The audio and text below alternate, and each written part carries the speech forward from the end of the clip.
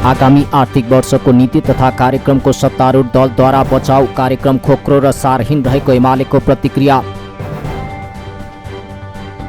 सत्तारूढ प्रमुख घटक नेपाली कांग्रेसका महामन्त्री गगन कुमार थापाले प्रमुख प्रतिपक्ष दल नेकपा एमालेका अध्यक्ष केपी शर्मा ओलीले सरकारको नीति तथा कार्यक्रममाथि संसदमा दिएको अभिव्यक्ति गन्थन मात्र भएको टिप्पणी गरेका छन्। स्थानीय चुनावमा रन्थनिएका बेला ओलीले सरकारको नीति तथा कार्यक्रममाथि गन्थन मात्रै प्रस्तुत गरेको उल्लेख गर्दै महामन्त्री थापाले त्यसको जवाफ दिइरहन आवश्यक नभएको तर्क समेत गरे। शनिबार सरकारको आगामी आर्थिक वर्षको नीति तथा कार्यक्रममाथिको छलफलमा भाग लिँदै उनले ओलीको अभिव्यक्तिमा निर्वाचनमा हार बेहोरेको कुण्ठा बाहेक कुनै प्रश्न नभएको, विचार नभएको र असहमति पनि नभएको जिकिर गरे। निर्वाचनको हारपछि रन्थनिएका बेला ओलीले संसदमा बसेर उठेर जसरी बोले पनि आफ्नो सहानुभूति रहेको महामन्त्री थापाको भनाइ थियो। उनले विपक्षी दलको नेताले कहाँ कसरी बोल्ने भन्ने बारेमा हेक्का राख्नुपर्ने धारणा समेत राखे। सरकारले आफ्नो नीतिमा भनेको छ यो पटक आएको स्थानीय सरकारलाई हामी सहयोग गर्छौं। स्थानीय सरकारलाई खास गरिकन यो विस्तृतीकरण प्रतिवेदनको पुनरावलोकन गर्छौं, राजस्व परिचालन गर्ने कुराको सन्दर्भमा सहयोग गर्छौं र संविधानको अनुसूचीमा जुन अधिकारहरू स्थानीय सरकारले प्रयोग गर्ने भनेर लेखिएको छ त्यसका निम्ति कानुनहरू जुन नबनाइयो, विगतमा मापदण्ड बनाइएन, जसले गर्दा स्थानीय सरकारले काम गर्ने अधिकार हुँदाहुँदै पनि काम गर्न सकेनन्, हामी त्यसमा सहयोग गर्छौं भनेर भनेको छ। निर्वाचन गराउने सरकारले सबैभन्दा महत्त्वपूर्ण कुरा यो म आग्रह गर्न चाहन्छु, तत्कालै यही सदन चलिरहेको बेलामा के कानुनहरू सदनमा ल्याउनु पर्ने छ, के कानुनहरू परिमार्जन गर्नुपर्ने छ। स्थानीय सरकार एक्लैले मात्र काम गर्न सक्दैन। उदाहरणको लागि काठमाडौँको फोहोर स्थानीय सरकारले गर्छु भन्दा भन्दै पनि सङ्घको सरकारले यसमा मद्दत नगर्दै गर्दा यो काम गर्न सकिन्न। त्यसैले यत्रो निर्वाचनपछि आएको स्थानीय सरकारलाई सहयोग गर्ने कुराको सन्दर्भ इच्छा शक्ति मात्र, नियत मात्र होइन, केही काम गर्नुपर्ने छ, कानुन संशोधन गर्नुपर्ने छ, कानुन बनाइदिनु पर्ने छ। सरकारले आफ्नो नीतिमा यसलाई प्रस्तुत गरेको छ, यसलाई तत्काल कानुनमा लिएर जाओस्, मेरो आग्रह छ। मङ्सिरमा हामी निर्वाचन गराउँछौँ। यो मङ्सिरसम्मको अवधिमा सन्तुलित परराष्ट्र नीतिका आधारमा आफ्नो अन्तर्राष्ट्रिय व्यवहार सरकारले गर्छ भन्ने विश्वास व्यक्त गर्छु।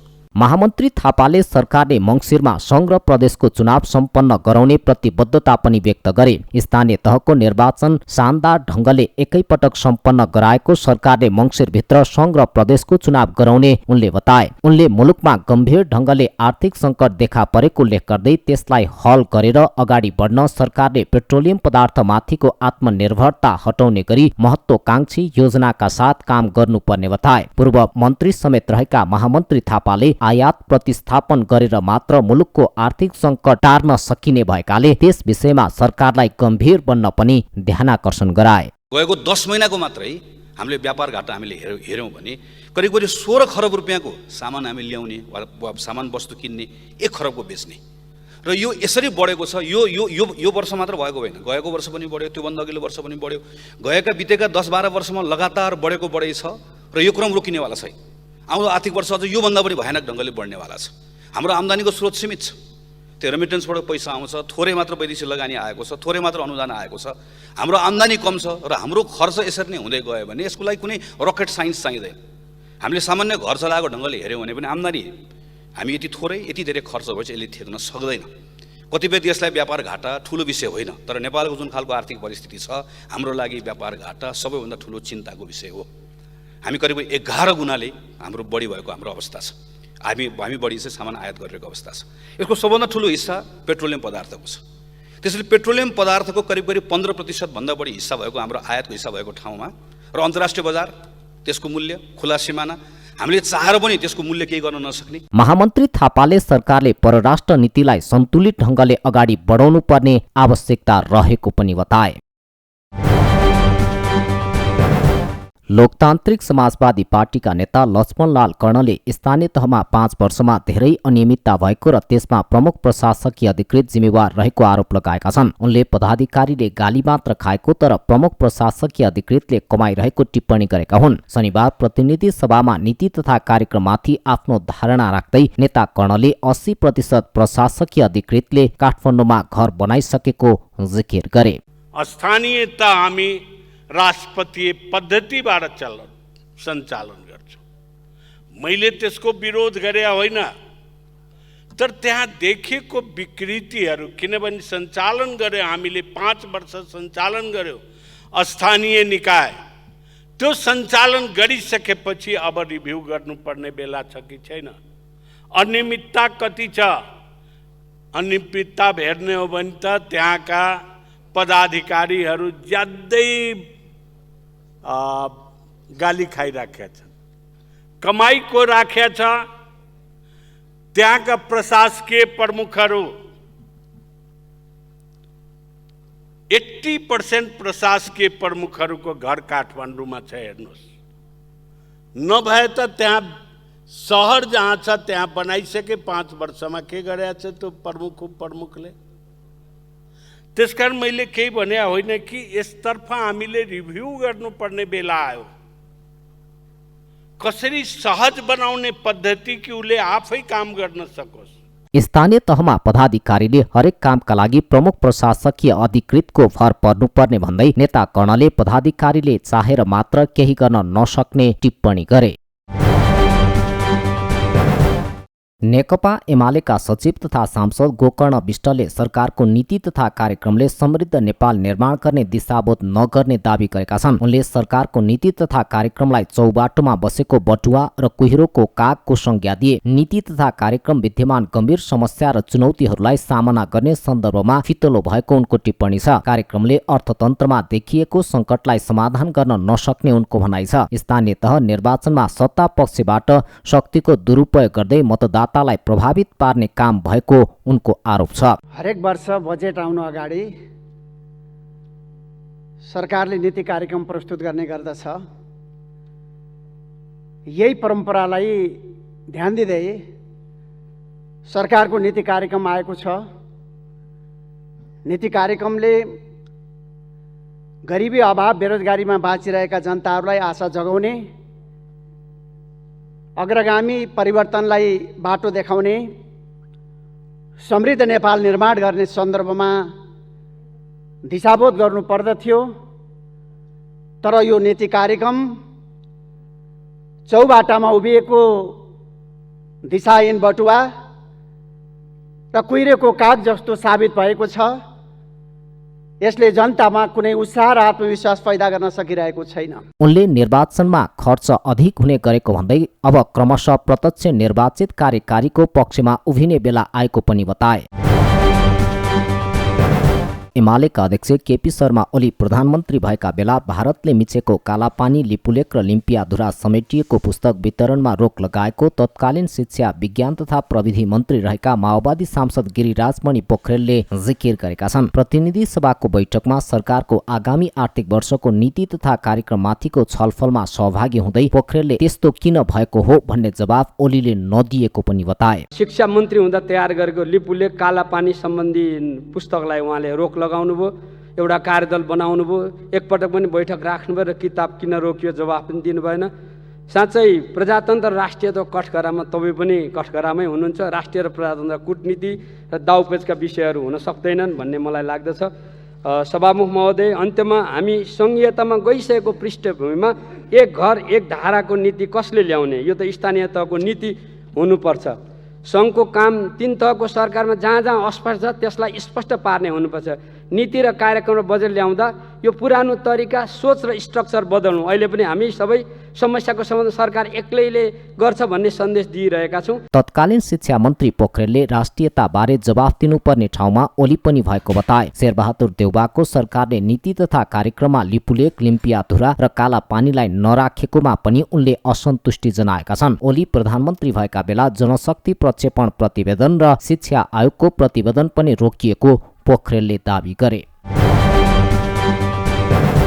संसद बैठकमा सामान्यतया सांसदले जनताका पीर मर्खा र विकासका एजेन्डा लिएर सहभागी हुन्छन्। शनिबार भने एक सांसद ताला र चाबी लिएर पुगे। उनी हुन् नेकपा माओवादी केन्द्रका सांसद गजेन्द्र बहादुर महत। जुम्ला 1 का सांसद महतले सभामुखलाई उक्त ताला र चाबी बुझाएका हुन्। प्रमुख प्रतिपक्ष दल नेकपा एमाले प्रति सांकेतिक विरोध गर्दै उनले उक्त ताला र चाबी सभामुखलाई बुझाएका हुन्। सदनभित्रै कुरा हिजो प्रतिपक्षको हल्का हेर्दा बोल्न पाइने होइन कि भन्ने लागिरहेको त्रासमै थिएँ म। अहिले पनि अलि मोटो स्वर गर्ने हो भने, ठुलो स्वर गर्ने हो भने अवरोध आउँछ कि भनेर अहिले पनि म चिन्तामै छु। फेरि त्यसो भए हुनाले कस्तो छ भने मैले एउटा गरेका छौँ। अब उहाँहरू धितमरुन्जेल उहाँ यहाँ गाली गर्नुहुन्छ 3 घन्टा र अब उहाँ के गर्नुहुन्छ भने फेरि धित मरिसकेपछि अब यसलाई अवरोध गर्नु खोज्नुहुन्छ कि यसलाई फेरि ताला लगाउने खोज्नु। त्यसो भए मैले यो ताला र चाबी ल्याएको छु सभामुख महोदय। यो तपाईँ दिन मरुन्जेलसम्म बोल्नु होला है, त्यसपछि हामी बोल्ने बेला तपाईँ यो ताला चाबी लगाइदिनु होला र अनि जति बेला बोल्ने मन लाग्छ आउनु होला र अनि यो ताला चाबी खोल्नु होला अनि बोल्नु होला। मैले सभामुखज्यूलाई यो यहाँ बुझाएँ, अब यो ताला चाबी मैले यहाँ बुझाएँ। यसअघि उनले जुम्लाको तातोपानी 3मा कांग्रेस कार्यकर्ताले निर्वाचन जितेपछि माओवादी कार्यकर्ता धर्मराज रावललाई ढुङ्गाले टाउकोमा प्रहार गर्दा गम्भीर घाइते भई हाल ट्रमा सेन्टरको आइसियुमा रहेको र मुद्दा पनि पीडक विरुद्ध दर्ता नभएको भन्दै गृहमन्त्रीको ध्यानाकर्षण गराएका छन्। फेरि प्रधानमन्त्री भएर देखाउन ओलीलाई दाहालको चुनौती, ओलीले संसदमा गरेको टिप्पणी तर्कसङ्गत नभएको दाबी। नेकपा माओवादी केन्द्रका अध्यक्ष पुष्पकमल दाहालले एमालेको तर्फबाट फेरि पनि प्रधानमन्त्री भएर देखाउन केपी शर्मा ओलीलाई चुनौती दिएका छन्। प्रतिनिधि सभाको शनिबारको बैठकमा आगामी आर्थिक वर्षको नीति तथा कार्यक्रममाथिको छलफलमा भाग लिँदै अध्यक्ष दाहालले विगतमा माओवादीको सहयोग र मतले ओली प्रधानमन्त्री बनेको भन्दै आगामी निर्वाचनबाट एक्लै एमालेबाट प्रधानमन्त्री बनेर देखाउन चुनौती दिएका हुन्। उनले ओलीले पार्टीभित्र आन्तरिक रूपमा लज्जास्पद हार भएको संश्लेषण गर्ने र संसदमा आएर सरकार र गठबन्धनले जबरजस्ती गर्यो भनेर गरेको टिप्पणी तर्कसङ्गत नभएको धारणा राखे। हाम्रो प्रतिपक्षी दलको नेता जसलाई मैले नै सहयोग गरेर माओवादी केन्द्रकै सहयोगमा प्रधानमन्त्री हुनुभयो, उहाँ एक्लै भएको छु भन्ने ठान्नु भएको छ भने त्यो भ्रम हटाइदिनुहोस्। तपाईँ एक्लै प्रधानमन्त्री हुनुभएकै छैन। पहिलोचोटि पनि माओवादी केन्द्रको तपाईँको भाषामा बैशाखी टेकेर हुनुभयो हो, दोस्रो पटक हाम्रो पनि भोट लिएर हुनुभयो हो। अब भएर देखाउनुहोस् त, अबको चुनावबाट देखाउनुहोस्, तपाईँलाई मानिन्छ, तपाईँ एमालेको प्रधानमन्त्री हुनु होला। अन्यथा मैले त सोच्थेँ उहाँ हुँदो खाँदाको 2/3 बहुमतको सरकार, बालुवाटारमा उहाँले त अलि दीर्घकालीन ढङ्गले नै त्यहाँ रहन्छु भनेर तयारी पनि गर्नुभएको थियो। सरकार गयो, बालकोट जान पर्यो, फेरि असमयमै आफ्नै सरकार ढलाएर आफ्नै पार्टी फुटाएर, त्यसो भएपछि त अलिकति रियलाइजेसन होला नि भन्ने लाग्थ्यो। अध्यक्ष दाहालले नीति तथा कार्यक्रममा अपुग भएका विषयलाई प्रधानमन्त्रीले सम्बोधनका क्रममा समेट्ने विश्वास व्यक्त गरे। उनले पेट्रोलियम पदार्थमा लगाइएको कर हटाएर भए पनि जनतालाई राहत दिन आफूले प्रधानमन्त्री शेरबहादुर देउवालाई आग्रह गरिसकेको जानकारी दिए। आगामी मङ्सिरभित्र सङ्घ र प्रदेशको चुनाव हुनुपर्ने एमाले उपाध्यक्ष पौडेलको माग, संवैधानिक र कानुनी सीमाभित्र बसेर बजेट ल्याउन सरकारलाई सुझाव। प्रमुख प्रतिपक्ष दल नेकपा एमालेका उपाध्यक्ष एवं पूर्व अर्थमन्त्री विष्णु पौडेलले सरकार सामु आगामी मङ्सिरभित्र सङ्घ र प्रदेशको चुनाव सम्पन्न गरिसक्नुपर्ने अभिभारा रहेको बताएका छन्। शनिबार प्रतिनिधि सभा बैठकमा सरकारले प्रस्तुत गरेको आगामी आर्थिक वर्षको नीति तथा कार्यक्रममाथिको छलफलमा भाग लिँदै उपाध्यक्ष पौडेलले वर्तमान सरकार चुनावी सरकार भएको उल्लेख गर्दै उसले आगामी मङ्सिरभित्र सङ्घ र प्रदेशको चुनाव गरिसक्नुपर्ने संवैधानिक अभिभारा रहेको बताएका हुन्। उनले चुनावी सरकार भएकोले यो सरकारले भोलि आउने नयाँ सरकारलाई आर्थिक बोझ थप्ने र पपुलिस्ट हुने खालको बजेट ल्याउन नमिल्ने तर्फ पनि सचेत गराए। चुनावी सरकारले जनमतलाई दिग्भ्रमित पार्ने गरी पपुलिस्ट खालको बजेट ल्याउने अनुमति नरहेको उनको भनाइ थियो। उपाध्यक्ष पौडेलले चुनावी सरकार हो भन्ने हेक्का राखेर मुलुकको संवैधानिक र कानुनी सीमाभित्र बसेर बजेट ल्याउन सरकारलाई सचेत गराए। खास गरिकन अहिले केही मिडियाहरूमा बजेट कस्तो बन्दैछ भन्ने विषयमा बजेटका छनकहरू आइरहेका छन्। बजेटको गोपनीयताको प्रश्न त आफ्नो ठाउँमा छँदैछ सभामुख महोदय। बजेटमा के कस्ता विषयहरू समावेश गरिँदै छन् भन्ने विषयहरूलाई सार्वजनिक चर्चाको विषय बनाएर जुन ढङ्गले चाहिँ गर्न खोजिरहेको छ त्यसका लक्षणहरू, त्यसका छनकहरू देखिएका छन्। खास गरिकन पपुलिस्ट कार्यक्रमहरू लिएर आउने र राष्ट्रले धान्न नसक्ने त्यस प्रकृतिका कार्यक्रमहरू अघि सार्ने सरकारको तयारी छ भन्ने देखिन्छ। म फेरि दोहोऱ्याएर भन्न चाहन्छु सभामुख महोदय, यो सरकारलाई दीर्घकालीन महत्त्वका कार्यक्रमहरू योजनाहरू अघि सार्ने अनुमति छैन र यसले खास गरिकन नयाँ निर्वाचित सरकारलाई बोझ, सरकारको चाहिँ लाई दायित्व थपिने प्रकृतिका कार्यक्रमहरू गर्न सक्दैन। यो आफ्नो सीमालाई, सरकारका सामनेमा जुन सीमा छ, संवैधानिक रूपमा कानुनी रूपमा जुन सीमा छ त्यो सीमालाई बुझेर यो चुनावी सरकार हो भन्ने कुरामा एक्का राखेर बजेट आउनुपर्छ भन्ने कुरा म भन्न चाहन्छु। उपाध्यक्ष पौडेलले सरकारले प्रस्तुत गरेको आगामी आर्थिक वर्षको नीति तथा कार्यक्रम नेपालकै इतिहासमै सबैभन्दा कमजोर रहेको टिप्पणी गरे। उनले सरकारको नीति तथा कार्यक्रम गठबन्धन सरकारको जस्तै दिशाहीन, उद्देश्यहीन, गन्तव्यहीन र मुलुकको समस्या नचिनेको र समाधान पनि दिन नसक्ने खोक्रो र सारहीन रहेको जिकिर समेत गरे। उपाध्यक्ष पौडेलले सरकारको नीति तथा कार्यक्रमले सङ्कट उन्मुख मुलुकको अर्थतन्त्रलाई अगाडि बढाउने कुनै पनि खालको तत्परता र इच्छा शक्ति समेत नदेखाएको बताए। यो नीति तथा कार्यक्रम गठबन्धन सरकार जस्तै दिशाहीन, उद्देश्यहीन, गन्तव्यहीन छ। इतिहासकै सबभन्दा कमजोर, मुलुकको समस्या नचिनेको, समाधान दिन नसक्ने, खोक्रो र सारहीन छ। यसबाट सम्मानित सदनको समय बर्बाद गर्ने बाहेक अन्य कुनै उपलब्धि हुन सक्दैन। सभामुख महोदय, सङ्कटोन्मुख अर्थतन्त्र मुलुकको यति बेलाको सबैभन्दा ठुलो समस्या हो, चुनौती हो। तर यो नीति तथा कार्यक्रम मुलुकको आर्थिक सङ्कटका प्रति बेखबर छ। मुलुकमा विद्यमान आर्थिक सङ्कट समाधान गर्ने तत्परता र इच्छा शक्तिका साथ नीति तथा कार्यक्रम प्रस्तुत हुनुपर्ने थियो। तर सरकार सङ्कटोन्मुख अर्थतन्त्रका बारेमा चालै नपाएको जस्तो गरेर अर्थतन्त्र सामान्य अवस्थामा रहेको जस्तो गरेर प्रस्तुत भएको छ। यो सरकारसँग मुलुकको अर्थतन्त्रलाई कुशलतापूर्वक नेतृत्व गर्ने र सफलतापूर्वक सञ्चालन गर्ने अपेक्षा गर्न सकिँदैन थियो भन्ने कुरा सरकारको गैर जिम्मेवार प्रस्तुति र अर्थतन्त्रमाथिको खेलवाडबाट पुष्टि हुन्छ। उपाध्यक्ष पौडेलले सरकारको नीति तथा कार्यक्रममा मुलुकको हित हुने खालको अर्थतन्त्र निर्माण गर्ने कुनै सोच नभएको पनि पटक पटक दोहोर्याए। नागरिकता विधेयक तत्काल पारित गर्न जसपा अध्यक्ष यादवको माग, मधेसमा निर्वाचन क्षेत्र पुनर्निर्धारण हुनुपर्नेमा जोड। जनता समाजवादी पार्टीका अध्यक्ष उपेन्द्र यादवले जनसङ्ख्याका आधारमा निर्वाचन क्षेत्र पुनर्निर्धारण हुनुपर्ने माग गरेका छन्। शनिबार प्रतिनिधि सभाको बैठकमा नीति तथा कार्यक्रममाथि धारणा राख्दै उनले मधेसमा 53% जनसङ्ख्या रहेको भन्दै त्यसै आधारमा निर्वाचन क्षेत्र पुनर्निर्धारण हुनुपर्ने बताएका हुन्। यसअघि निर्वाचन क्षेत्र तय गर्दा मधेसमा 46% जनसङ्ख्या रहेकोमा अहिले बढेर 53% पुगेको भन्दै यादवले फेरि निर्वाचन क्षेत्र पुनर्निर्धारण गर्नुपर्ने बताएका हुन्। विगतमा भएका मधेस आन्दोलनका दौरान 8 बुँदे 22 बुँदे सम्झौताहरू भएका थिए, जहाँ मूल रूपले जनसङ्ख्याका आधारमा समानुपातिक प्रतिनिधित्व गर्ने, जनसङ्ख्याका आधारमा निर्वाचन क्षेत्र हुने र निर्वाचन क्षेत्रहरू निर्धारण गर्ने जस्ता महत्त्वपूर्ण बुँदाहरू रहेको थियो र तिनै सम्झौताका आधारमा आज नेपाल सङ्घीय लोकतान्त्रिक गणतन्त्र भएको छ। तर आज पनि फेरि विभेद त्यहाँ कायमै छ। जुन बेला संसदीय निर्वाचन क्षेत्रहरू तय गरिएका थिए त्यो बेला 46% जनसङ्ख्या थियो मधेसको, आज 53% पुगेको छ जनसङ्ख्या।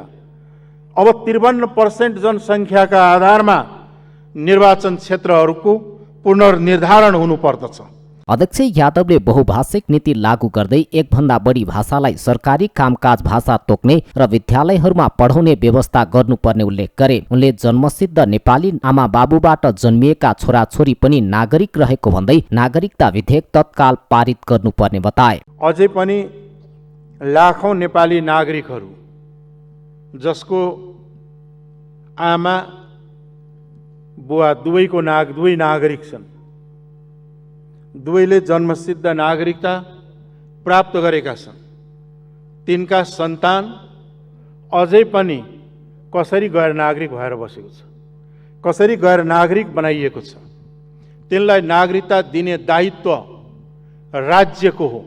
राज्यले आफ्नो दायित्व पुरा नगर्दा ती नेपाली नागरिकहरू, जो नागरिकका सन्तानहरू राष्ट्रियता विहीनको अवस्थामा, अधिकारबाट वञ्चित भएको अवस्थामा बाँच्न विवश भएका छन्। गल्ती राज्यले गर्ने, दिन राज्यले नदिने, तर त्यसको सजाय नागरिकले भोग्नुपर्ने। यसलाई अन्त्य गर्न तत्कालै नागरिकता ऐन, जुन झन्डै 3-4 वर्षदेखि यताउता अलमलमा परिरहेको छ, राज्यले दायित्व पूरा नगर्दा नागरिकका सन्तान राष्ट्रियता विहीन अवस्थामा अधिकारबाट वञ्चित भएको उनले बताए। नेपाली कांग्रेसका वरिष्ठ नेता रामचन्द्र पौडेलले निजगढ अन्तर्राष्ट्रिय विमानस्थल नबनाउनु भन्ने सर्वोच्च अदालतको फैसलालाई अविवेकी निर्णयको संज्ञा दिएका छन्। वरिष्ठ नेता पौडेलले अदालतले गरेका कतिपय अविवेकी निर्णयले देश विकासमा अवरोध भएको र सर्वोच्च अदालतको निजगढ विमानस्थल सम्बन्धी निर्णय पनि त्यसकै नमुना भएको आरोप लगाए। यो नेपालको अदालतले पहिले पनि कति यस्ता निर्णयहरू यो अब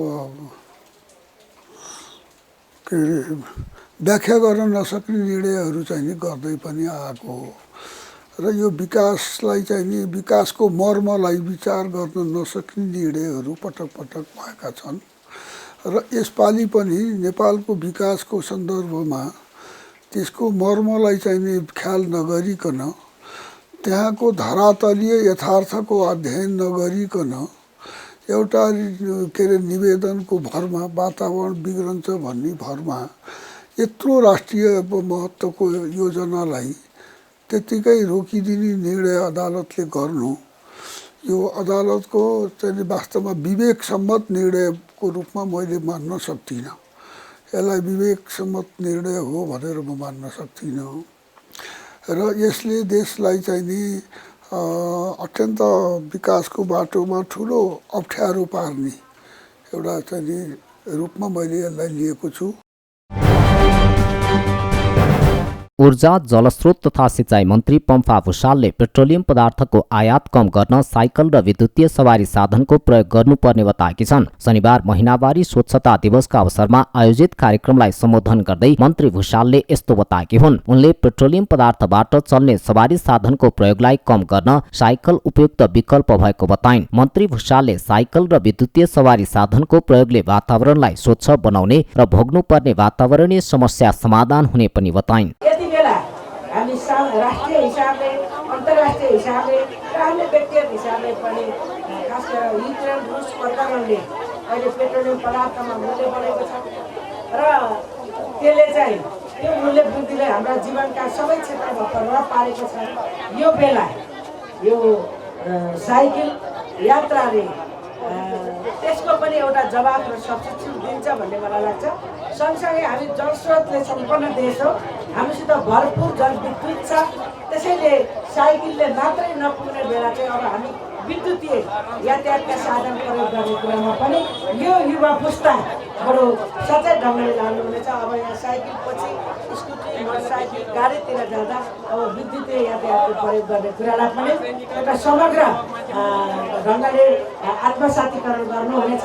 मन्त्री भुषालले महिनावारी हुँदा महिलालाई हेप्ने समाजको दृष्टिकोणलाई परिवर्तन गर्न आवश्यक रहेको बताइन्। उनले महिनावारी हुनु भनेको कुनै नराम्रो कुरा नभई महिला भएको परिपक्वताको टुङ्गो लागेको बताइन्। मन्त्री भुषालले महिनावारी हुनु पाप नभई गर्वको कुरा भएको भन्दै पछिल्लो समय सोचमा परिवर्तन भइरहेको बताइन्। उनले स्यानिटरी प्याडको निशुल्क वितरणसँगै विद्यार्थीहरू अध्ययनबाट वञ्चित हुन नपरेको बताइन्। मन्त्री भुषालले अझै शहरमै पनि महिला महिनावारी हुँदा विभिन्न समस्या भोग्नु परेको भन्दै यस विरुद्ध सचेतनामूलक कार्यक्रम गर्न आवश्यक रहेको बताइन्। महिलाको शरीरमा यस्तो एउटा जैविक बनावट छ जसले शरीरका हरेक विकृत पदार्थहरू महिनावारीको रूपमा एउटा निश्चित उमेर पुगेपछि र एउटा निश्चित उमेर अवधिसम्म चाहिँ यसलाई चाहिँ बहिर्गमन गराउने मासिक एउटा प्रक्रिया हो र यसलाई क्रमशः बुझ्दै जाँदा यो त बडो राम्रो प्रक्रिया हो।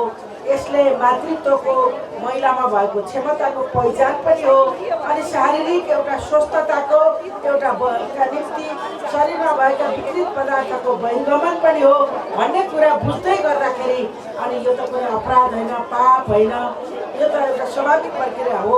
र अझ बढी त्यो बेलामा महिलाहरू अलिकति शारीरिक हिसाबले केही कमजोर भएको बेलामा स्वच्छता, सफा मा ध्यान दिने कुरा र पछिल्लोचोटि यो सेनिटरी प्याडको आफ्नै ढङ्गले विकास भएको छ। महिनावारी स्वच्छता दिवसको अवसरमा काठमाडौँको बसन्तपुरदेखि ललितपुरको मङ्गल बजारसम्म बृहत र्याली समेत भएको थियो।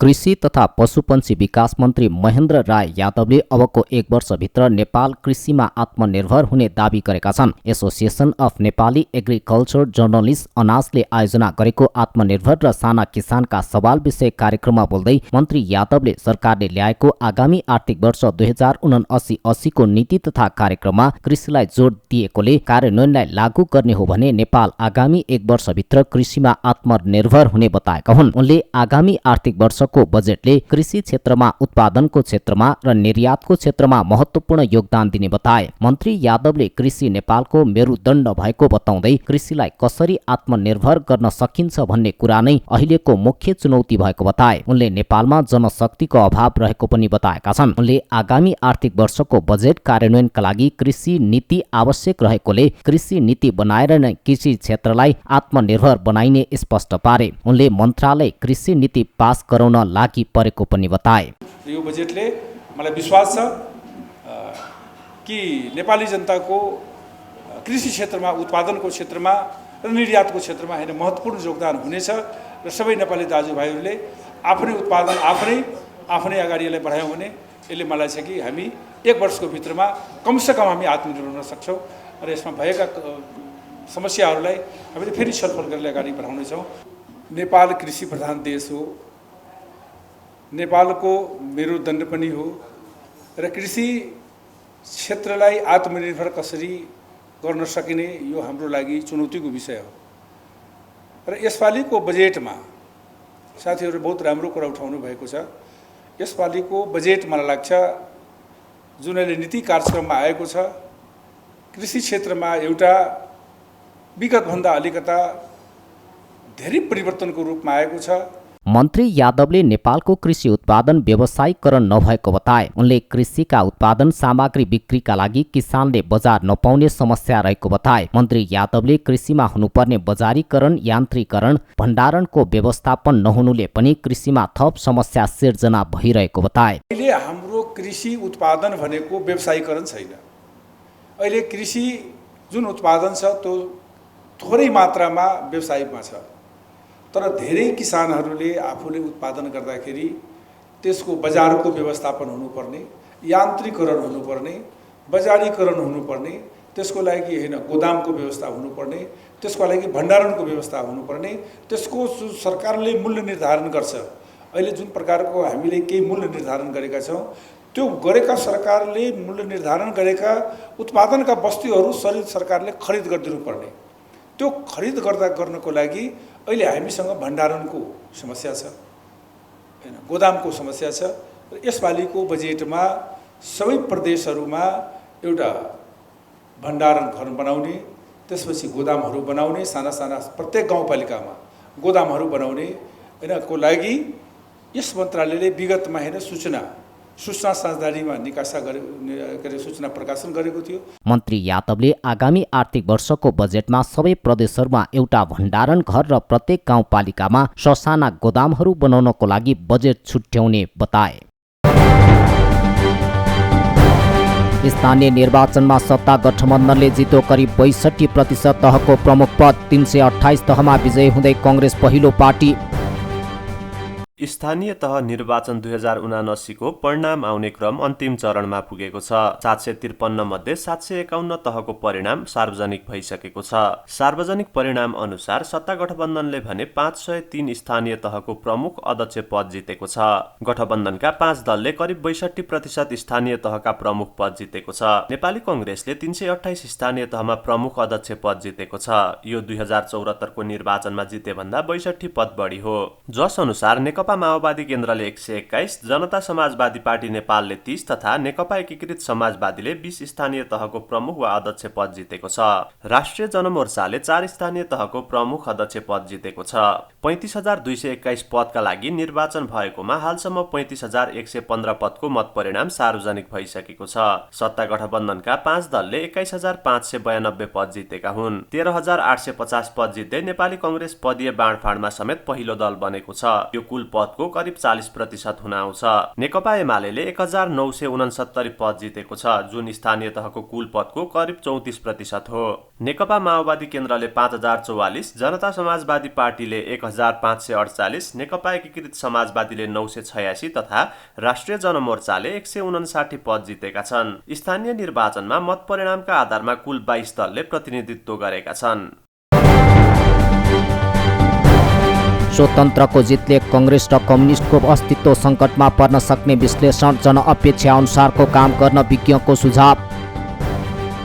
काठमाडौँ लगायत देशका विभिन्न स्थानीय तहमा स्वतन्त्र उम्मेद्वारहरूको विजयले कांग्रेस र कम्युनिस्ट पार्टीको अस्तित्व सङ्कटमा पर्न सक्ने विश्लेषण गरिएको छ। काठमाडौँ महानगरपालिकाको मेयरमा बालेन शाहको विजयले ठूला पार्टीको विकल्प खोज्ने प्रक्रिया सुरु भएको प्राध्यापक एवं राजनैतिक विश्लेषक डाक्टर गोपीलाल नेउपाने बताउँछन्। भारतमा नरेन्द्र मोदीको उदयले कांग्रेस र कम्युनिस्टको अस्तित्व धराशायी बन्नेसँगै नेपालमा पनि बालेन तथा हर्क राईको उदयले स्थापित पार्टीहरूलाई धक्का लाग्न सक्ने उनको तर्क छ। स्वतन्त्र छवि बनाएका नवनिर्वाचित जनप्रतिनिधिहरूले भ्रष्टाचारमा संलग्न भएकाहरूलाई कानून अनुसार दण्डित गर्न, पुराना अनियमितताका फाइल खोज्न र जनताको स्वतन्त्रता गुम्ने कुनै काम गर्न नहुने बताए। डाक्टर नेउपानेले जनजीविकाका सामान्य कुराहरूलाई पनि ध्यान दिन उनीहरूलाई आग्रह गरे। तपाईहरु आफ्ना गतिविधिलाई ट्रान्सपरेन्ट राख्नुस्, पिपुल फ्रेन्डली गतिविधिमा संलग्न हुनुस्, करप्सन हिजो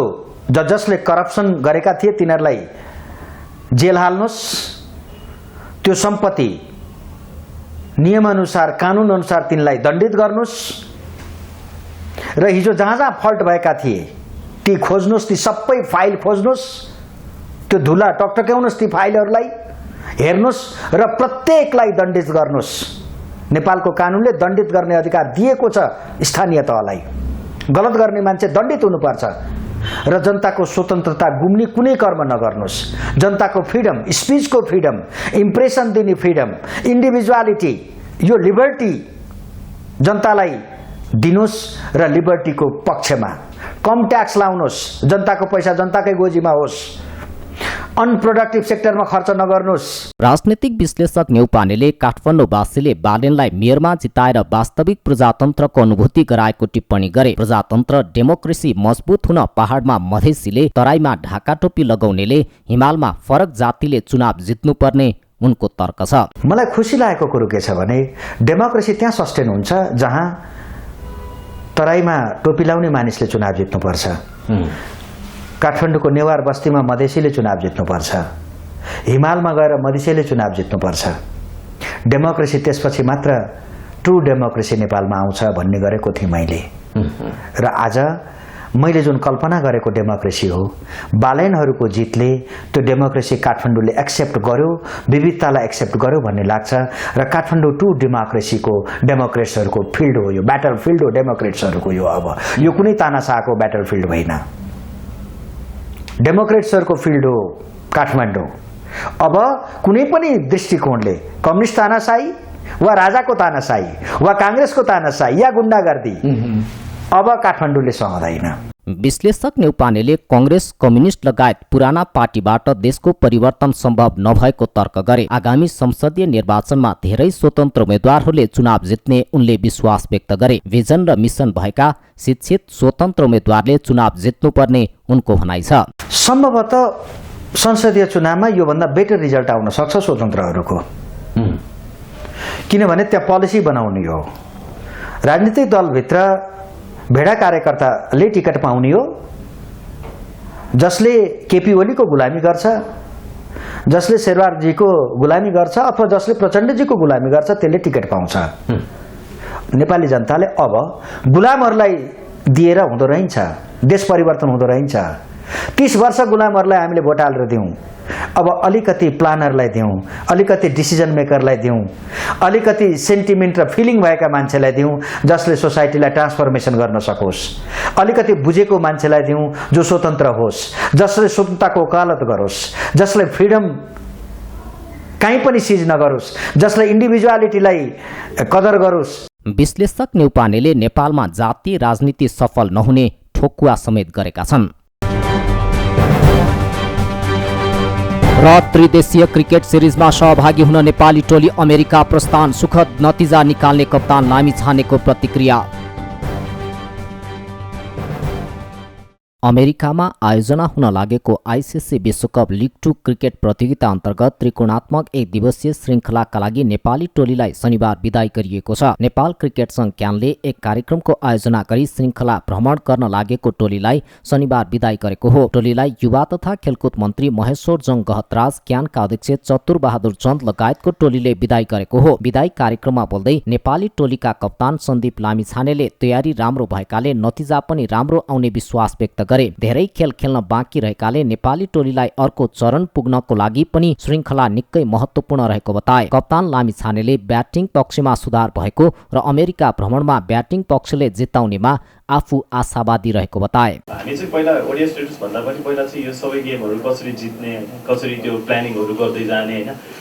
यदि हामी गेम बाई गेम राम्रो प्लानिङ गरेर यदि जित्ने सोच बनाउँछौँ भने डेफिनेटली ओडिया स्टेटस आफै नै बस्नेछ र यो चाहिँ ओडिया स्टेटस मात्रै होइन, क्वालिफाइङ राउन्ड पनि हो हैन।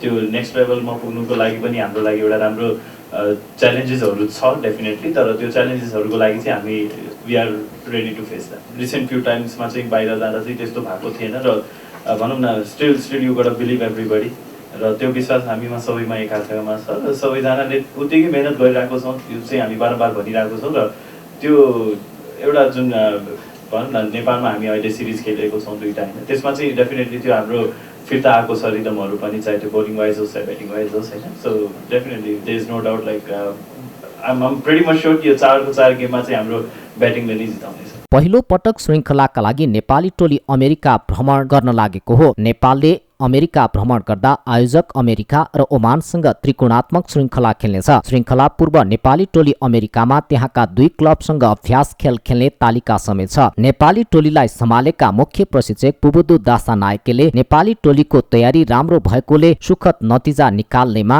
आफू आशावादी रहेको प्रतिक्रिया दिए। Inside of Nepal cricket is like, we have done so much hard work in the last 5-6 weeks, playing couple of series and then training in last 2-3 weeks. So I think from the cricketing point of view, we are really ready. As you all know that it's a young side, but there's a lot of talent in this group. But the task is is huge. We are going into a place different part of the world where many have not been in there. Some of the team members that we have, they are new to the system.